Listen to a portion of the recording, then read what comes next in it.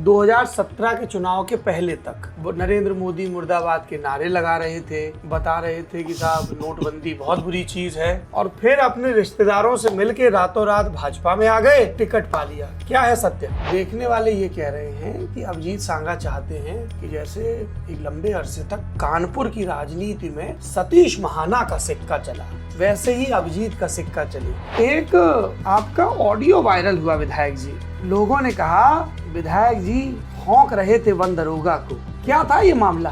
विधायक अभिजीत सांगा सफाई के काम में अड़ंगा डाल रहे हैं, अपने आदमी रखने और शर्तों के अनुरूप काम कराने का दबाव बना रहे हैं जो नियमों के विपरीत है। मैनेजर और सुपरवाइजर को धमकाया कि 4 दिन में काम बंद ना किया तो दुष्कर्म के फर्जी मुकदमे में फंसा दिया जाएगा। अब आपको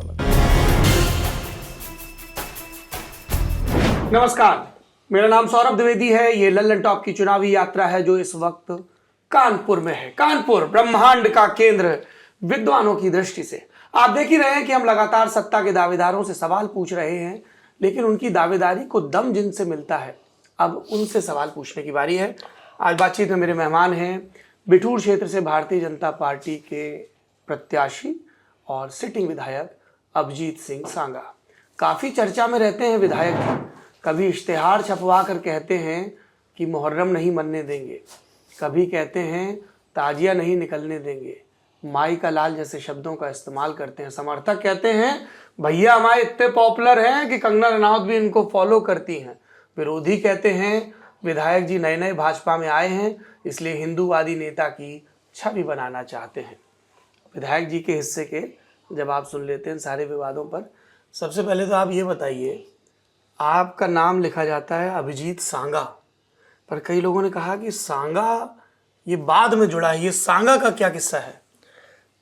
मेरी दादी जी ने प्रेम से प्यार से, जैसे बच्चों को लाड प्यार में बड़े भाई को राणा बोलती थी, मुझको सांगा बोलती थी। अच्छा। तो वो जो सांगा शब्द है, नाम है, वो बचपन से खेलते कूदते जिन बच्चों के साथ बड़े हुए, वही सांगा नाम मेरा कहीं ना कहीं वो बढ़ते बढ़ते वो नाम से मेरी पहचान बनी। अच्छा, ये बताइए, मुझे लोगों ने बताया कि आप इत्तेफाकन राजनीति में आ गए, आपका परिवार एक विवाद में घिरा। क्या हुआ था? आप कॉलेज में थे तब? हाँ, कॉलेज में थे। एक घटना हुई और उसमें मुझको नामजद किया गया। मर्डर केस था? हाँ, मर्डर केस था। मैं उस समय कॉलेज जाता था जी। मैं बीसीए कर रहा था और उस समय जब मेरा नाम आया जी, उसके बाद में न्यायालय के समक्ष मुझे जाना पड़ा और ये मेरा सौभाग्य है कि न्यायालय ने मेरे साथ न्याय किया, मुझे दोष मुक्त किया। दोष मुक्त किया गया। तो क्या वजह थी ये मर्डर के केस में? तो बड़ा केस होता है 300 देखिए, लोगों का। मेरी माता जी सन 2005 में, जी, सन 2000 में नगर पंचायत की अध्यक्षा हुई बिठूर की। क्या नाम है आपकी माता जी का? श्रीमती निर्मला सिंह। अभी भी है मेरे हाँ, ख्याल अभी से? भी है, लगातार तब से है।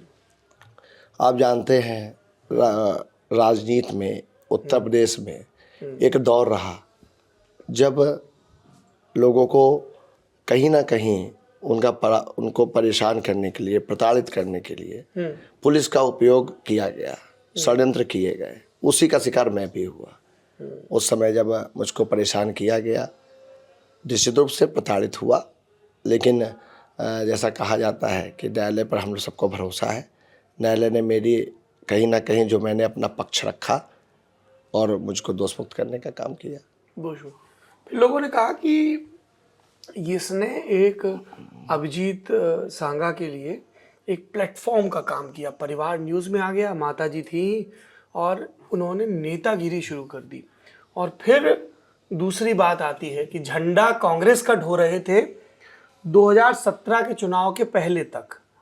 वो नरेंद्र मोदी मुर्दाबाद के नारे लगा रहे थे, बता रहे थे कि साहब नोटबंदी बहुत बुरी चीज़ है, और फिर अपने रिश्तेदारों से मिलके रातों रात भाजपा में आ गए, टिकट पा लिया। क्या है सत्य? देखिए, मुझे ऐसा लगता है, कुछ तो आपको जो न्यूज़ या जो मेरे बारे में जो जानकारी मिली है, कुछ तो गूगल के माध्यम से मिली है और कुछ क्षेत्र के लोगों ने बताई। हाँ। मैं 2017 तक कांग्रेस पार्टी में 2012 का मैं चुनाव लड़ा, विधानसभा का चुनाव लड़ा। मुझे 52,000 लोगों ने मेरे ऊपर विश्वास जताने का काम किया। ठीक। जिस क्षेत्र में कांग्रेस पार्टी की जमानत नहीं बचती थी, जिस क्षेत्र में कांग्रेस पार्टी को प्रत्याशी नहीं मिलते थे, उस क्षेत्र में कांग्रेस पार्टी मुख्य लड़ाई में आई। मुझे लगभग 27% मत मिले और विजेता को 28 पॉइंट कुछ प्रतिशत वोट पा करके वो जीते समाजवादी पार्टी। उसके बाद में 5 साल मैंने लगातार समाजवादी पार्टी के सरकार के खिलाफ संघर्ष किया, सड़कों पर संघर्ष किया।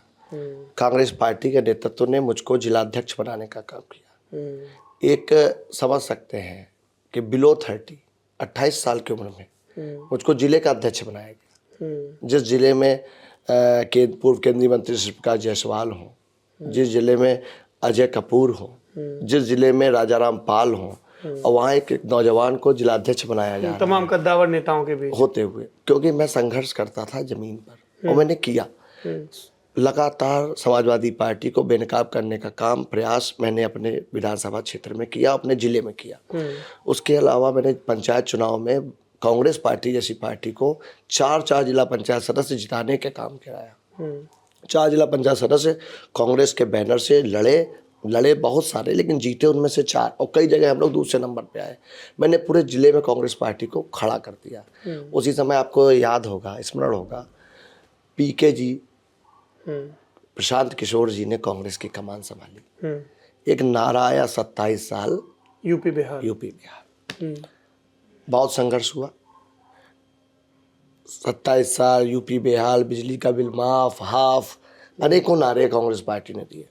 खाट सभाएं शुरू हो गई। देवरिया टू दिल्ली जो होनी थी, खाट सभाएं की। मैं जिलाध्यक्ष था, मैं कराता था खाट सभा कानपुर जिले में।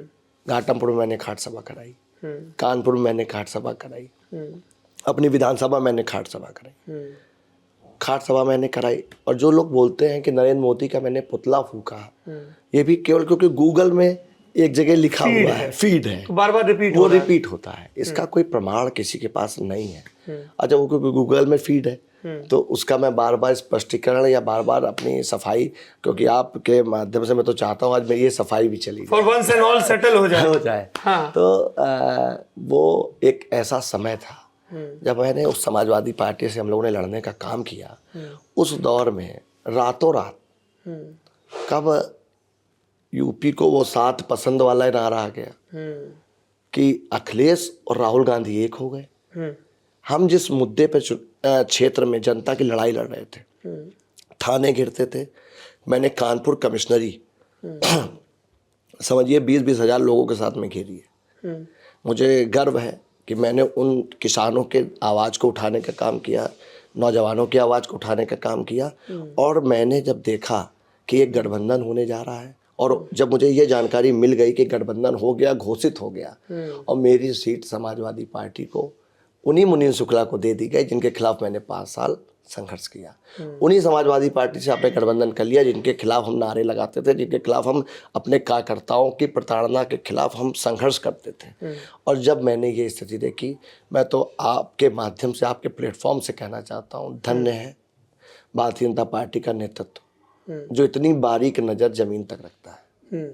मेरे जैसे एक अदने से नौजवान को, जिसकी पहचान केवल एक जिले में थी, एक बिठूर विधानसभा में थी, मुझको रातों रात बुलाया गया। बिल्कुल सही बात है। कैसे बुलाया जाता है? ये क्या अमित शाह की तरफ से फोन आता है, प्रदेश से आता है, क्या होता है? मेरे पास मुझसे उस समय क्षेत्रीय संगठन मंत्री ओम प्रकाश जी थे। उन्होंने मुझसे संपर्क किया, फोन में बात हुई। उन्होंने परिस्थितियों से उन्होंने मुझे बताई, सांगा आपकी सीट का गठबंधन हो रहा है, जिसके खिलाफ आप लड़ रहे थे वही समाजवादी पार्टी और वही कांग्रेस एक हो चुके हैं। आप आइए, आपका इस पार्टी में पूर्ण रूप से सम्मान होगा, आपके साथियों का सम्मान होगा, और जिस विचारधारा से आप काम कर रहे हैं, हम उस विचारधारा के साथ आपको ताकत देने का काम करें। ये संगठन मंत्री ने जी। और मैं गया। और रही बात मेरे रिश्तेदार की, जो आप लोग कहते हैं सब लोग कि वो हमारे रिश्तेदार हैं, ये बात कर रहे हैं इधर कानपुर क्षेत्र के, जो भाजपा की दृष्टि से संगठन का क्षेत्र है, अध्यक्ष हैं मानवेंद्र सिंह जी। रिश्तेदार लगते हैं आपके? बिल्कुल रिश्तेदार लगते हैं। और जो लोग आरोप लगाते हैं, मैं उनसे ये पूछना चाहता हूँ, एक समाज का होना, एक जाति का होना, इसको आप रिश्तेदारी से परिभाषित कर देंगे। वो रिश्तेदार मेरे फूफा जी हैं, उनके छोटे भाई, मैं आपको रिश्ता भी खोल के बता रहा हूँ, क्योंकि आपके बीच में मैं आज हर बात साफ साफ करना बात चाहता होनी हूँ चाहिए लल्लन टॉप कि लल्लन टॉप के माध्यम से मुझे पता है कि आज मैं अपने कैरेक्टर को आपके माध्यम से समाज के सामने और इस देश के सामने, प्रदेश के सामने, अपने क्षेत्र के सामने प्रूव कर सकता हूँ। तो वो मेरे रिश्तेदार हैं, लेकिन मैं आज आपको बताना चाहता हूँ कि उनका कर्तव्य निष्ठा, उनके काम, उनके कार्य अभी तक आप लगातार देख रहे हैं कि हमारे कानपुर बुंदेलखंड क्षेत्र में जितनी विधानसभाओं में वो काम कर रहे हैं लगातार। देखिए, कहीं ना कहीं हार और जीत जो होती है वो आपके काम का पैमाना होती है। अगर आपकी परफॉर्मेंस तभी अच्छी मानी जाएगी जब आप जीत रहे हैं। तो कानपुर बुंदेलखंड क्षेत्र में अभी तक के जो परिणाम आए वो निश्चित रूप से अच्छे आए। अभी आगे आने वाले समय में भी ज़्यादा दूर नहीं है, 10 तारीख को परिणाम आएगा। और क्षेत्रीय अध्यक्ष जी ने अगर अच्छे काम किए हैं, अगर किसी के साथ पक्षपात नहीं किया है, तो निश्चित रूप से भी परिणाम बता देगा। तो विरोधी का तो काम है विरोध करना, वो तो उनका चरित्र है। कोई ना कोई चेहरा हमेशा हमारे सामने होगा, चाहे वो टिकट मांगने में हो, चाहे वो चुनाव लड़ने में हो। तो ये तो हम जान रहे हैं कि इस महाभारत में हमको किसी ना किसी के सामने तो लड़ना ही है। अच्छा, आप किसी के सामने लड़ने की बात कर रहे हैं। आप ही की पार्टी के एक नेता हैं, चौराहों के चाणक्य कहते हैं कि सांगा की वर्चस्व की लड़ाई उन्हीं से है। नेताजी का नाम देवेंद्र सिंह भोले है, कानपुर देहात से सांसद हैं, राजनाथ सिंह के बड़े करीबी बताए जाते हैं। ये भी बताया जाता है कि कल्याण सिंह के मुख्यमंत्री रहते हुए 96 के दौर में जब राजनाथ खेमे के विधायकों ने बाबूजी के खिलाफ बयान देने शुरू किए थे, तो ये स्वास्थ्य राज्य मंत्री होते थे देवेंद्र सिंह भोले, इन्होंने अगुवाई की थी। राजनाथ का दौर लौटा, भोले का दौर लौटा। लोगों ने कहा, लोकसभा चुनाव हुए तो सांगा ने दावेदारी ठोक दी कि हमको 2 लोकसभा का टिकट और विधानसभा का टिकट आया तो भोले ने दावेदारी ठोक दी कि हमारे लड़के को टिकट दो। अगर इतनी जगह ये चर्चा हो रही है सांगा वर्सेस भोले, तो ये तो गूगल की देन नहीं हो सकती है, क्या कहेंगे? देखिए, भारतीय जनता पार्टी एक लोकतांत्रिक पार्टी है जी। टिकट मांगना सबका अधिकार है, हमारा भी अधिकार है, उनका भी अधिकार है, उनके बेटे का भी अधिकार है, और उसके अलावा जो हमारे लाखों लाख कार्यकर्ता है सबका अधिकार है। निर्णय पार्टी को करना होता है, और जो पार्टी निर्णय करती है उसको हम लोग मानने का काम करते हैं। सीधी सी बात है। विधायक जी ने पूरे जवाब में कहीं नहीं कहा कि वर्चस्व की लड़ाई नहीं है। कोई वर्चस्व की लड़ाई नहीं है। अच्छा जी। कोई वर्चस्व की लड़ाई नहीं है जी। उनका कद बहुत बड़ा है। वर्चस्व बराबर वाले से लड़ाई होती है। वो हमसे बहुत बड़े हैं, उम्र में भी बड़े हैं, कद में भी बड़े हैं, राजनीतिक तपस्या भी उनकी बहुत बड़ी है। अभी मेरा तो शुरुआत। ये उम्र में बड़ी कहने से आपका ये तात्पर्य तो नहीं कि अब उनकी मार्गदर्शक मंडल की उम्र होने को है? ऐसा नहीं है। भारतीय जनता पार्टी में सबके कार्य निश्चित है। जो लोग बुजुर्ग हैं, बड़े हैं, उनसे क्या काम भारतीय जनता पार्टी को लेना है, नेतृत्व को लेना है, वो उनका काम है। हम लोगों का काम है जो निर्णय, जो नेतृत्व का आदेश निर्देश होता है उसका पालन करना। विधायक जी, आप कह रहे हैं कि वर्चस्व की लड़ाई नहीं है, आपके समर्थक कह रहे हैं कि देखो जलवा तो हमारे सांगा भैया का है, मोदी जी आए तो एक तरफ से योगी जी का हाथ पकड़ा, एक तरफ से अभिजीत का पकड़ा। ऑप्टिक्स बड़ी महत्वपूर्ण चीज़ है पॉलिटिक्स में। आप भले ये ना कहें, लेकिन देखने वाले ये कह रहे हैं कि अभिजीत सांगा चाहते हैं कि जैसे एक लंबे अरसे तक कानपुर की राजनीति में सतीश महाना का सिक्का चला, वैसे ही अभिजीत का सिक्का चले। और उसमें फिर एक क्षेपक भी जोड़ देते हैं कि दिक्कत यह है कि सतीश महाना बाल स्वयंसेवक रहे हैं और अभिजीत सांगा को अपनी लॉयल्टी अतिरिक्त प्रूव करनी पड़ती है, क्योंकि ये कांग्रेस के इकोसिस्टम से आए हैं, नए रंगरूट हैं। देखिए, कहीं ना कहीं जो ये बातें करते हैं कि नए रंगरूट है, निश्चित रूप से बहुत सी चीज़ें उनको पता भी नहीं है जी। और आने वाले समय में चीज़ें ख़त्म भी हो जाएंगी, क्योंकि हम लोग अभी नए नए आए हैं। क्योंकि कहीं ना कहीं दल बदलने के पीछे बहुत से लोगों का लॉजिक विधायक बनना या सांसद बनना होता है। मैंने दल बदला, लेकिन मैंने आपको परिस्थितियाँ बताई। मैंने दल बदला, मैंने कभी आज तक मैं सत्ता में नहीं रहा, मैं पहली बार सत्ता में रहा। लोग सत्ता में आने के लिए दल बदलते हैं।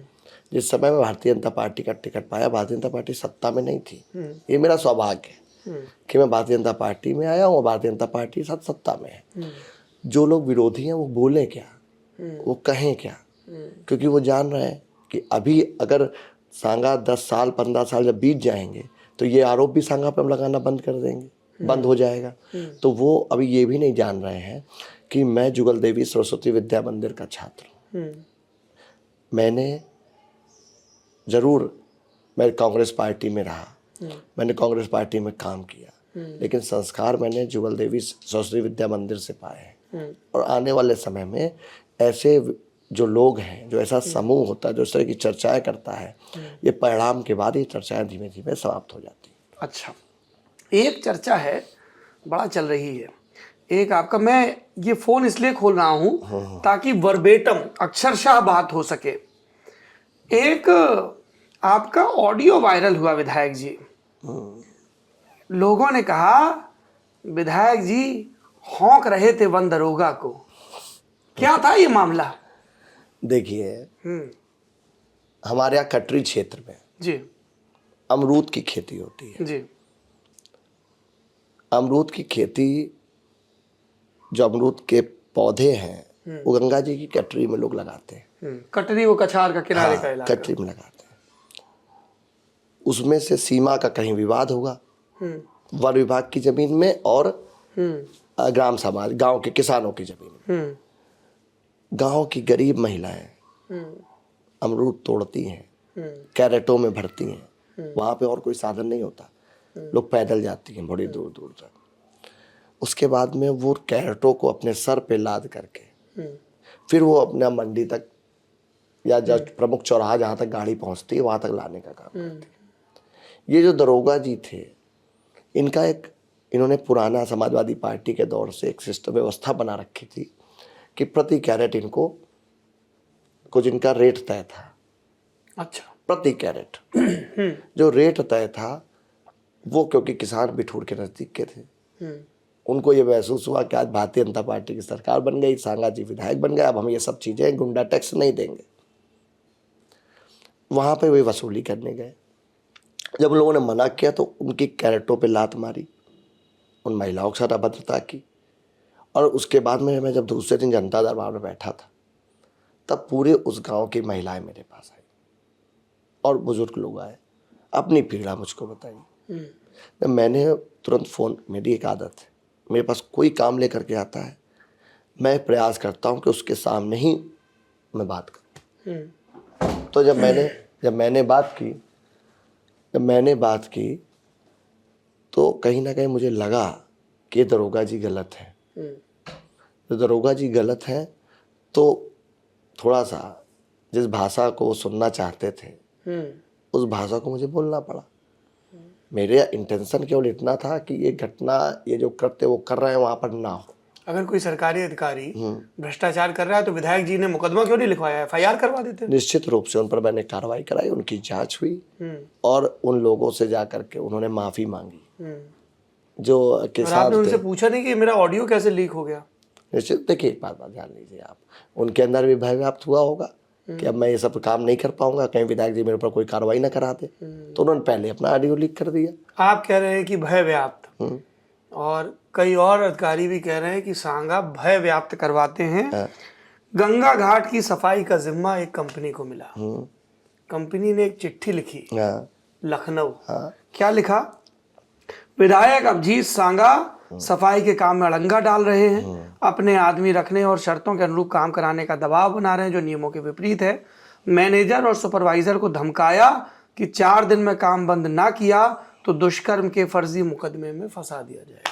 अब आपको मैं बताऊं जी, बहुत अच्छा विषय आप ले आए। एक घटना होती है, इनका एक सफाई कर्मचारी जो हमारे बिठूर का निवासी है, इनके यहाँ काम करने के दौरान उसकी मृत्यु हो जाती है। इस कंपनी के अंदर मृत्यु होती है, मेरी तरफ से उस परिवार को सांत्वना दी जाती है और परिवार मुझसे जब मैं पूछता हूँ कि क्या हुआ, वो कंपनी के लोग या विभाग के लोग कोई आपके पास आए, इतने संवेदनहीन जो कॉन्ट्रैक्टर थे वो वहाँ पर कोई भी उसका हाल चाल लेने तक उस परिवार का नहीं गया। उन लोगों ने लापरवाही का भी आरोप लगाया। मैंने उस कंपनी के ऊपर मुकदमा लिखवाया कि इसकी जो जान गई है उसमें इन लोगों का दोष है, इसकी कार्रवाई जांच हो, इस पर कार्रवाई हो, ये तो मेरा फर्ज है।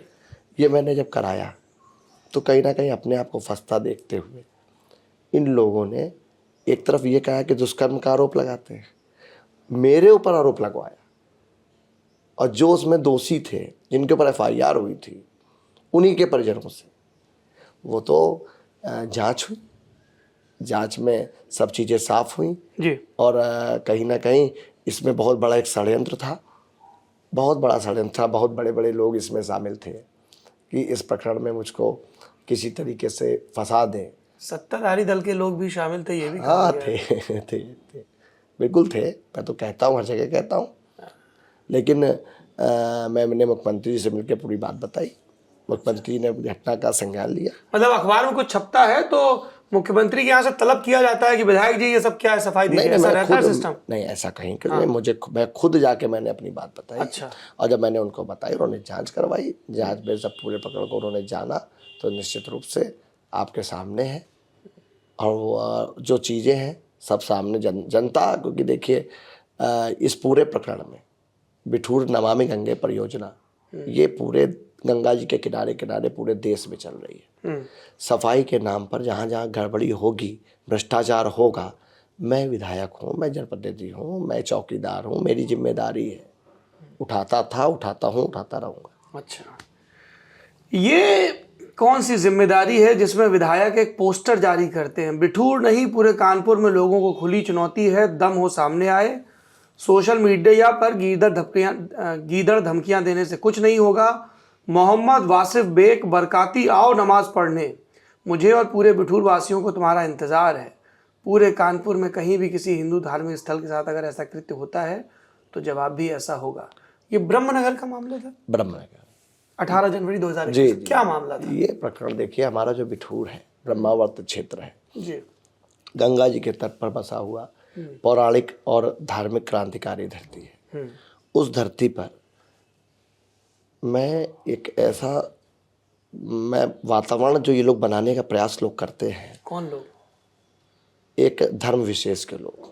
मुसलमानों की बात कर रहे हैं? बिल्कुल कर रहा हूँ। अच्छा, ये भाजपा के नेता मुसलमान की जगह धर्म विशेष शब्द इस्तेमाल करते हैं। नहीं, देखिए ऐसा है, मुसलमानों में भी मैं कह सकता हूँ, मुझे कहने में कोई बुराई नहीं है। हमें उन्हीं से दिक्कत है जो हिंदुस्तान में रह करके हिंदुस्तान के खिलाफ काम करने का प्रयास करते हैं। अच्छा, आप कह रहे हैं सबसे दिक्कत नहीं है? सबसे दिक्कत नहीं है। कैसे आइडेंटिफाई करते हैं? करता हूँ। जो कहीं पर वो एक बिठूर का जो आप विवाद आप बता रहे हैं, इसी को आप समझ लीजिए कि आज तक कभी वहां पर विवाद नहीं हुआ।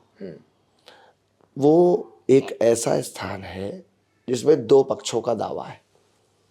ये हमारे हिंदू पक्ष का दावा है कि वो हमारे हिंदू देवी देवताओं का, गुरु जी का एक स्थान है, उनका समाधि स्थल है। मुस्लिमों का कहना है कि वो मकबरा है। मेरा कहना था कि इसको आपस में बैठ करके या मजिस्ट्रेट के माध्यम से इसको हम तय कराएंगे, क्योंकि कहीं ना कहीं हिंदू समाधि स्थल होने का प्रमाण इसलिए मिलता है क्योंकि वो गंगा जी के तट पर है। गंगा जी ब्रह्मावर्त खूंटी के नज़दीक है। वहाँ पर कोई मुस्लिम बस्ती नहीं है, वहाँ पर कोई ऐसा कोई पुराना एक कह सकते हैं अवशेष या कुछ इस तरह के स्थान नहीं है जहाँ पर यह हम लोग कह सकें कि कोई ये इस्लामिक जगह या कोई मुस्लिमों का कोई धार्मिक स्थान है। अगल बगल वहाँ पे सब धार्मिक स्थान है, और वहाँ की जनता, वहाँ का समाज, बिठूर का एक भी मुस्लिम उस स्थान पर दावा नहीं करता है। अगर बिठूर का मुस्लिम दावा कर रहा होता, ये कौन दावा कर रहे थे? ये कानपुर से जाकर के जो अपने आप को मौलवी कहते हैं, जो अपने आप को कुछ हाजी थे, कुछ मौलवी थे, वहाँ जा कर के उन्होंने बाकायदा अपना आपस में डोनेशन किया। वहाँ पर जा कर के उसका सुंदरीकरण करने की आपस में चर्चा की, बात की। बिठूर में जा कर के मुस्लिमों को भी अपनी तरह से समझाने का प्रयास किया कि वो लोग भी इसकी अगुवाई करें, और वहाँ पर एक अपना बड़ा सा मकबरा या मस्जिद या जो भी बनाना चाहते हो वो बनाने का वो प्रयास कर रहे थे। जब वहाँ पर विवाद हुआ, तो वहाँ पर ये तय हुआ कि जब इसकी जांच हो जाएगी, जब प्रशासन जो आखिरी में निर्देश देगा वो काम वहाँ यहाँ पर होगा। शांति हो गई। उस समय प्रशासन, कानपुर के हमारे इमाम, काजी, हाजी जो भी थे, शहर काजी, सब ने जाकर के दबाव बनाया। प्रशासन पता नहीं किस दबाव में आया कि मुझे जानकारी मिली कि बिठूर SHO खुद जा कर के वहाँ पर जी मस्जिद में जो मकबरा, जिसको विवादित स्थान जो भी स्थान है, उसमें जाकर के ये कुछ काम करवा रहे हैं। कौशलेंद्र प्रताप। जब मुझे जानकारी मिली तो मैं मौके पर, मुझे जब जनता ने बताया तो मैं गया, क्योंकि वहाँ ये पूरी फोर्स के साथ गए हुए थे। मैंने जाकर के उस काम को बंद कराया। सत्तारूढ़ पार्टी का विधायक सत्ता के निर्देशों और कानूनों द्वारा संचालित प्रशासन के फैसले के खिलाफ खड़ा, तो ये तो विधायक और सरकार आमने सामने हो गए। नहीं है, सरकार के खिलाफ नहीं हूँ जी, ना सरकार के सामने हो। प्रशासन में जो हमारी कार्यपालिका है, इसके माध्यम से भी कभी कभी गलतियां होती हैं। ऐसा तो नहीं है, कोई ISI की मुहर तो नहीं लगी है कि हर पुलिस अफसर सही करेगा, हर लेखपाल सही करेगा, हर IAS अफसर सही करेगा। हम लोग भी वॉचमैन हैं। अगर हम लोग गलती कर सकते हैं तो ये लोग भी गलती कर सकते हैं, और जहाँ ये गलती करेंगे तो हम अपनी जिम्मेदारी को निभाएंगे। उसके लिए फिर मैंने जाकर के महाराज जी को, योगी जी को पूरी अवगत कराने का काम किया पूरे प्रकरण से, और कहीं ना कहीं आज भी वहाँ पर जो यथास्थिति बनी हुई है। एक और प्रकरण है, और इन्हीं सब प्रकरणों को जोड़ के कहा जा रहा है कि ये एक नया हिंदूवादी नेता उभर रहा है। बिधनू के रमईपुर का मामला है। ताजिए को लेकर विवाद था। लोगों ने कहा कि दशकों से ताजिया उठ रहा है और आ रहा है। जैसे आपने परंपराओं का हवाला दिया ना पिछले प्रकरण में, तो उन्होंने कहा साहब दशकों से पुरखे ला रहे हैं, अमुक जगह पे करबला बनाते हैं, ताजिया स्वाहा करते हैं, सुपुर्द करते हैं। विधायक जी नए नए आए, विधायक जी जोश में हैं, विधायक जी को योगी जी के सामने नंबर बढ़ाने थे तो जाके वहां भी खुड़पेच कर दी। क्या है मामला? देखिए, निश्चित रूप से मुख्यमंत्री जी के सामने तो नंबर जो बढ़ेंगे वो बढ़ेंगे, जनता के सामने नंबर बहुत बढ़ रहे हैं। अच्छा, देखिए मैं आपको बताऊं, बताइए। ये जो आप बता रहे हैं ताजिया दफनाने वाली बात, ये दशकों से नहीं, ये जब पहली बार मुलायम सिंह जी की सरकार बनी तभी से ये हौसले बढ़े कि अपनी ग्राम पंचायत की, जिस ग्राम पंचायत के माँ भगवती के मंदिर में के प्रांगण में, उनके मंदिर के सम्मुख, उनके चबूतरे में, जहाँ पर लोग ताजिया दफनाने की, मुझे ताजिया दफनाने से कोई गुरेज नहीं है। अच्छा। उत्तर प्रदेश देश में भारतीय जनता पार्टी की सरकार में हर मुस्लिम अपने तीज त्यौहार मनाने का काम कर रहा है, उसको पूरा अधिकार है। ये संविधान हमारा अधिकार देता है, हमारी सरकार इनको अधिकार देती है। लेकिन ये कौन सा संविधान और सरकार अधिकार देगी कि आप हिंदुओं के देवी देवताओं के उसमें 20 गांव के हिंदू वहाँ जाते हैं, माँ भगवती के वहाँ कार्यक्रम होते हैं, जागरण होते हैं, भंडारे होते हैं, और उसी प्रांगण में ये ताजिया दफनाने का काम करते हैं। 30 साल से कर रहे हैं, 32 साल से। और बताना चाहता हूँ कि जब से इस तरह के जो प्रकरण हैं, अगर आज हम नहीं रोकेंगे तो एक कुछ दिनों बाद आप कहेंगे कि ये 52 साल से हो रहा है, 50 साल बाद लोग कहेंगे 82 साल से हो रहा है, फिर कह देंगे धीमे से कि ये मंदिर गलत है, मंदिर बाद में बना है। ये अयोध्या वाली जो घटना है, जो मथुरा वाला जो विवाद है, जो काशी वाला विवाद है, ऐसे विवाद अब हम लोग के होते हुए नए नहीं पनप पाएंगे। और ख़ासतौर पे जो मेरी जिम्मेदारी है, कानपुर जिले में और बिठूर विधानसभा में ऐसे विवादों को मैं जन्म नहीं लेने दूंगा। अच्छा, एक बात बताइए, सरकार आपकी है, फिर आप तो जिला प्रशासन भी आपकी सुनती ही होगा। हाँ। सत्तारूढ़ विधायक, फिर इस तरह के वीडियो ऑडियो क्यों लाने पड़ते हैं कि कोई माई का लाल ऐसा नहीं कर पाएगा, ताजिया उठेगा तो मैं विधानसभा छोड़कर यहाँ आ जाऊंगा? देखिए, ये एक चौपाल का जी वीडियो है जी। मुझे वहाँ के सभी हिंदू भाइयों ने, जो मैं जन चौपाल लगाता हूँ, मैं उसमें गया हुआ था, वहीं जनता के लोगों ने मुझे ये बात बताया। मैंने पूरा मामला संज्ञान में, पहले मैंने उसकी जांच की, लोगों से बात की, वहीं लोगों से पूछा कि आप लोग क्या चाहते हो, क्या सच्चाई है। जब मुझे प्रथम दृष्टया दिखा कि नहीं, ये सरासर गलत हो रहा है, तो मैं बोला, किसी सज्जन ने हमारा वीडियो भी बनाया, वीडियो फिर वायरल भी हुआ। तो वो तो आज भी मैं कह रहा हूँ जी कि कोई माइक लाल वहां पे नहीं रख पाएगा ताजिया। मुझे ताजिया से दिक्कत नहीं है, मुझे मुस्लिम समाज के किसी धार्मिक कृत्य से, कार्यक्रम से कोई दिक्कत नहीं है। खूब करो आप लोग, लेकिन विधायक जी जो जाते हैं ऐसे संवैधानिक, कार्यक्रमों में? ईद मिलन वगैरह के लिए जाते हैं? मुझे जहाँ बुलाया जाता है मैं जाता हूँ। मेरे बहुत से मुस्लिम मित्र हैं, हाँ बहुत से मुस्लिम मित्र हैं, लेकिन वो मित्र हैं जो पाकिस्तान के जीतने पर पटाखे नहीं फोड़ते हैं। अच्छा, वो मित्र हैं जो राम राम भी करते हैं। जो राम राम करेगा, जो हम लोगों से तो राम राम करेगा उसी से दोस्ती करेंगे? बिल्कुल, हिंदुस्तान में आप रहेंगे और राम को अगर गाली देंगे तो हम लोग आपसे नहीं नहीं, ये दो सेंटेंस बड़े दो ध्रुवों पे हैं। राम राम कहना और राम को गाली देना। मान लीजिए कोई राम राम नहीं कह रहा है, सलाम वालेकुम कह रहा है ना, और राम को गाली भी नहीं दे रहा है ना, तो उससे हाँ, उससे मित्रता है। अच्छा है। देखिए राम राम, आराध्य को गाली ना दे, आराध्य ये आपका वो है। आराध्य को गाली ना दे, आराध्य को आप शब्द ना बोले, हिंदुस्तान में रहे, भारत माता की जय बोले, भारत माता को डायन ना बोले। अच्छा, यही विषय है। अब्दुल हमीद को मानिए, कलाम साहब को मानिए, उनको हम भी मानते हैं, सम्मान करते हैं। बहुत से हमारे मुस्लिम भाई हैं, मैंने अपने पैसे से इलाज कराया है, अच्छा। किडनी बदलवाई है। ये मुस्लिम भाइयों की बात हो रही विधायक जी, सिख भाई भी आपसे बड़े नाराज थे, ट्वीट डिलीट करना पड़ा आपको। नहीं, देखिए उस पर भी बता दीजिए, मैं बता दूं प्रकरण क्या है।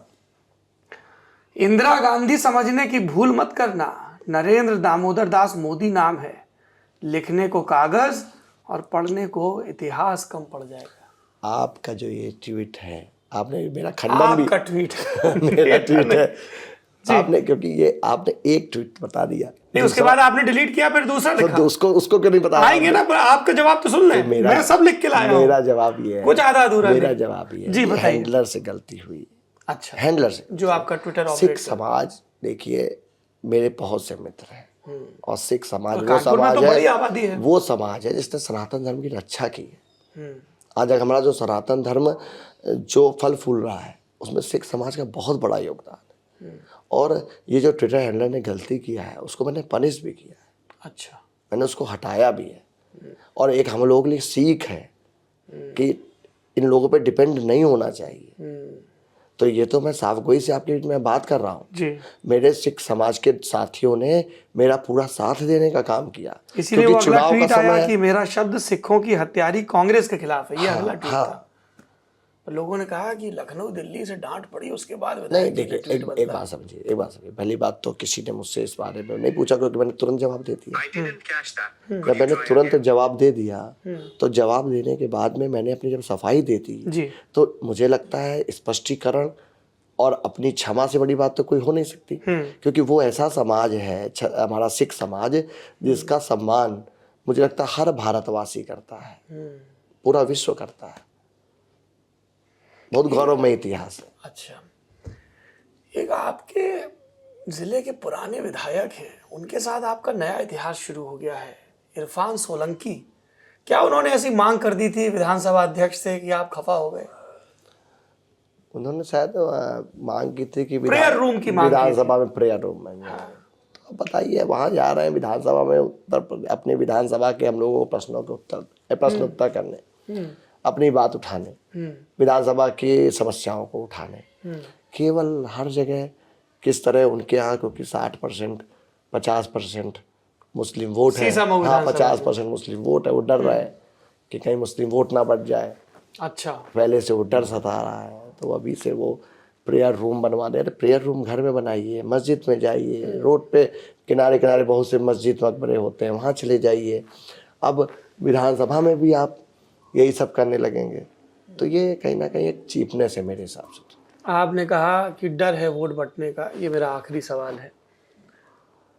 डर लोगों ने कहा अभिजीत सांगा को भी है, एक नैरेटिव चलाया जा रहा है कि ये जो सरकार है, एक वर्ग के द्वारा टी सीरीज, ये शब्द इस्तेमाल किया जाता है, टी गोज फॉर ठाकुर, कि साहब टी सीरीज सरकार है।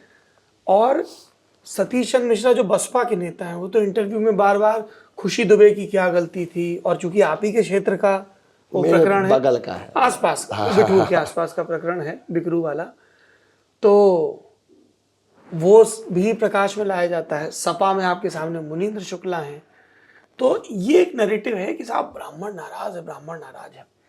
अब विधायक जी जब बिठूर से जीते होंगे तो उन्हें सब समाज का मैं मान के चल रहा हूँ वोट मिला होगा। 58,000 से जीते थे आप। जी 58,000।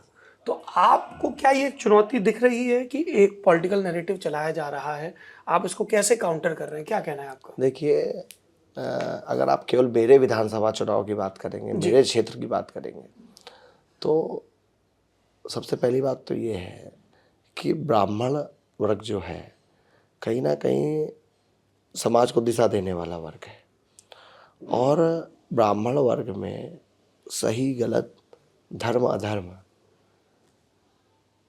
सब समझने का ऊपर वाले ने कृपा कर रखी है।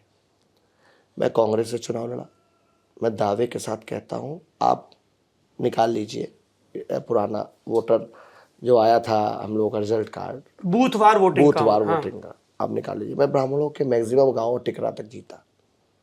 12 में कांग्रेस कैंडिडेट के तौर कांग्रेस में था, वो अपना है मेरा। बिठूर नगर पंचायत में मात्र 70 वोट है क्षत्रिय समाज का।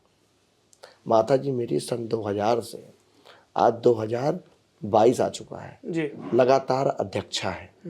आप परसेंटेज निकालिए, 75% मत मुझको हमको प्राप्त हुए हैं, माता जी को प्राप्त हुए हैं। इसके अतिरिक्त जिला पंचायत में अपने बाद जिस दिन जिला पंचायत सदस्य बना, पहले घोषणा की कि मेरे बाद सचिन तिवारी जिला पंचायत का चुनाव लड़ेंगे, और उनको लड़ा के जिताया। जब 13 ब्राह्मण सामने लड़े और सामने केवल एक यादव समाज से, समाजवादी पार्टी से लड़ा। उसके अतिरिक्त आज पूरी विधानसभा में हमारे पास अनेकों ऐसे नाम नौजवान हैं जिनको मैंने अपने साथ जोड़ करके राजनीति की मुख्य धारा में लाने का काम किया है। भारतीय जनता पार्टी को लाने का काम, भारतीय जनता पार्टी को की सरकार प्रदेश में, देश में बनाने का काम ब्राह्मण समाज ने बाखूबी से करने का काम किया है। मोदी जी को प्रधानमंत्री बनाने में ब्राह्मण समाज का बहुत बड़ा योगदान है। योगी जी संत है। योगी जी के लिए मैं केवल इतना कहूँगा कि जैसा बोला जाता है, आप लोग भी सुनते हैं, संत की कोई जात नहीं होती, लेकिन उन्होंने एक सबसे बड़ा प्रमाण दिया। पिता की मृत्यु हुई, व्यक्ति का जो जाति है, जात से भी खास उसका परिवार होता है, भाई बहन माँ पुत्र। जिस व्यक्ति ने अपने पिता से मतलब नहीं रखा, पिता की अंत्येष्टि में नहीं गया, अपने भाई के लिए कोई रोजगार का साधन नहीं बनाया, अपनी बहन के लिए मकान दुकान नहीं बनाई, वो व्यक्ति जातिवादी हो गया। आज उसकी वजह से पूरे उत्तर प्रदेश की सरकार को कोई क्षत्रियों की सरकार बता देगा।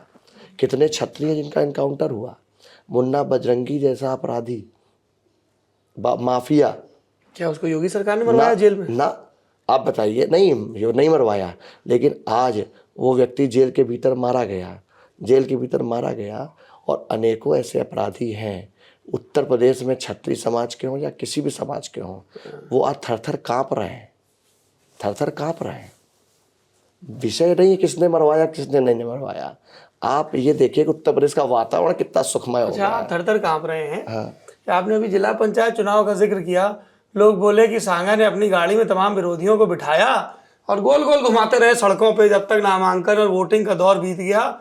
इसमें कितनी ब्लॉक प्रमुख के चुनाव में? अच्छा, आप ही बता दीजिए, लीजिए करेक्ट करें। जिला पंचायत में ब्लॉक प्रमुख में घुमाया? नहीं, वो बेचारे आए, कहते हम चुनाव नहीं लड़ना चाहते हैं, हमको जबरदस्ती लड़वा रहे हैं, भारतीय जनता हमें अपनी गाड़ी में बिठा लो। समाजवादी पार्टी को कैंडिडेट नहीं मिल रहा है। हाँ। तो उन्होंने कहा विधायक जी हम आपके साथ रहेंगे, नहीं तो ये हमको उठा ले जाएंगे। अच्छा, तो हम उनको संरक्षण दे रहे थे। पर आपके सरकार में तो कानून का राज है, कोई कैसे उठा ले जाएगा? उनको संरक्षण यही दिया। आज कानून का राज है, तभी तो वो लोग उठा नहीं पाए। अच्छा, कानून का राज ना होता तो इसलिए विधायक जी उठा के अपनी गाड़ी में ले गए? नहीं, ऐसा नहीं है। हाँ। समाजवादी पार्टी के दौर में ये दौर काम होता था। अच्छा। आज भी वो लोग हमारे साथ हैं, भारतीय जनता पार्टी के साथ है। आज मैं आपको बताना चाहता हूँ, सफाया हो चुका जिला पंचायत, क्षेत्र पंचायत में समाजवादी पार्टी का। और इसका एक मूल कारण यही है कि देखिए, कुछ विषय तो हैं जिन पर समाजवादी पार्टी को उन्हीं की भाषा में जवाब देना पड़ता है, और वो मैं देता हूँ, आपके बीच में बता रहा हूँ और देता रहूँगा। ये उत्तर प्रदेश है, ये सियासत की नई भाषा है, और इन भाषाओं और परिभाषाओं में आप अपने लिए क्या मायने निकालते हैं, कमेंट बॉक्स में बताइए। अभिजीत जी, आपने इतना समय दिया, बहुत बहुत शुक्रिया और धन्यवाद। चुनाव के लिए शुभकामनाएं। देखते रहिए लल्लन टॉक।